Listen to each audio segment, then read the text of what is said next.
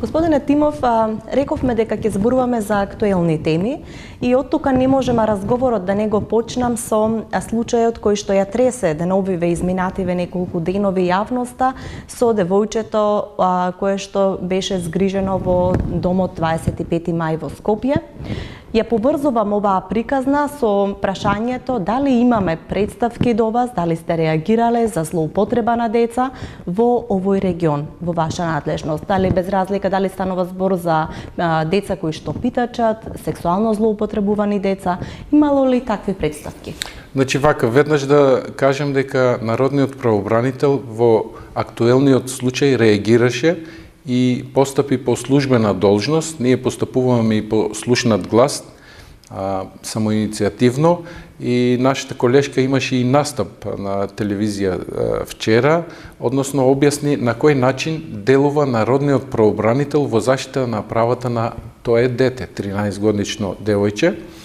Во однос на правата на децата, значи народниот правобранител има посебно оделение за заштита на правата на децата.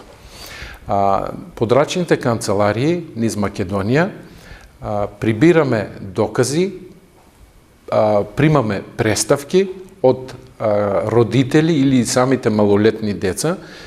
Преставките од деца, например, може да бидат доставени и преку интернет, преку мејл, преку пошта, преку телефон може да прифатиме преставка, покрај тоа што мора да дојде тука некои граѓани доаѓаат лично да поднесат формулар преставка до народниот правобранител. Што значи ние сме достапни до сите категории на граѓани, вклучувајќи ги и оние малолетни деца. Конкретни случаи поврзани со малолетници? Конкретни случаи со малолетници имавме едно малолетно лице во прифатниот транзитен центар во Винјук во Гевгелија.